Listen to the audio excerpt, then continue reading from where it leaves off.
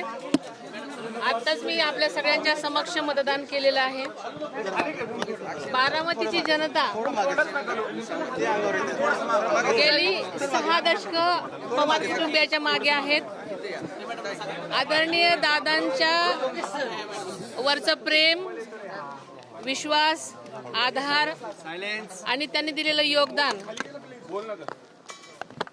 यासाठी बारामतीची जनता सकाळपासूनच सगळीकडे सगळ्याच ठिकाणी उत्साहानं म्हणत नाही मी तर त्यांचं एक कर्तव्य म्हणून आज मतदानासाठी मोठ्या संख्येने बाहेर पडताना आपल्याला दिसत आहे। आणि बारामतीची जनता दादांचं आजचं हे देणारं मतदान हे दादांनी त्यांच्यासाठी इतकी वर्ष केलेल्या योगदानाची परतफेड म्हणून आणि श्रद्धांजली म्हणून ही सगळी लोकजन आज सगळ्या गावांमधनं मतदानासाठी मोठ्या संख्येनं बाहेर पडत आहेत।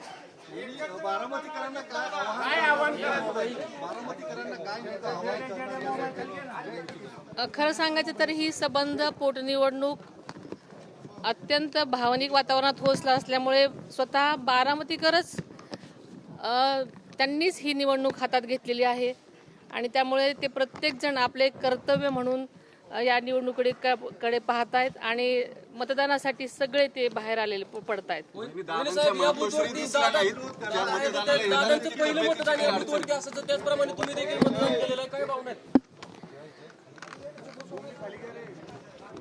दादांच्या पश्चात पहिली निवडणूक होते, साहेब पण आजारी असल्यामुळे येऊ शकलेले नाहीत। एका अर्थाने बारामतीकरांसाठी एक भावनिक निवडणूक आहे। सगळ्याच बाजूने अत्यंत भावनिक निवडणूक आहे। दादांच्या मातोश्री दिसलेल्या नाहीत, आशाताई आल्या। त्यांचं वय तुम्हाला माहिती आहे की त्यांचं वय जवळजवळ 89 वर्ष असल्यामुळे त्यांचं घरी मतदान झालेलं आहे।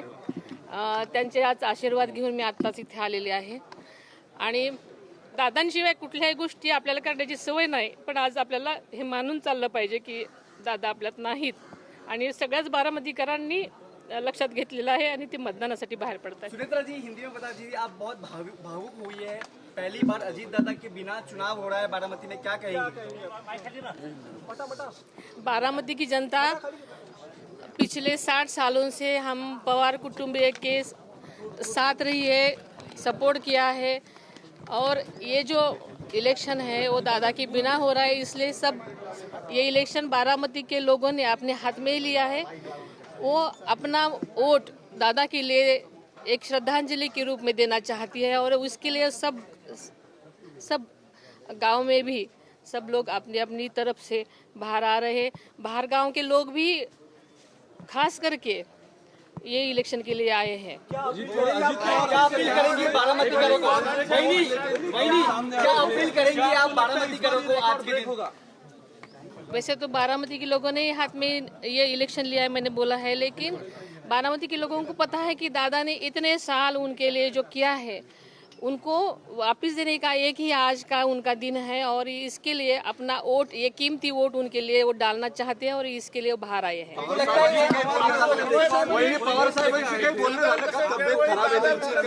निवडून यायचे पण यावेळेस समोर कोणी उमेदवार नाही, असा किरकोळ अपक्ष आहेत, भावनिक एक किनार आहे, रेकॉर्ड ब्रेक होईल।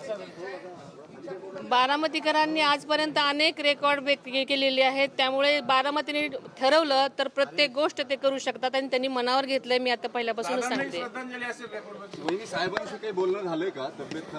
आदरणीय साहेबांची तब्येतीची मी विचारपूस केलेली आहे। त्यांची प्रकृती बरी नसल्यामुळे ते काय फोनवर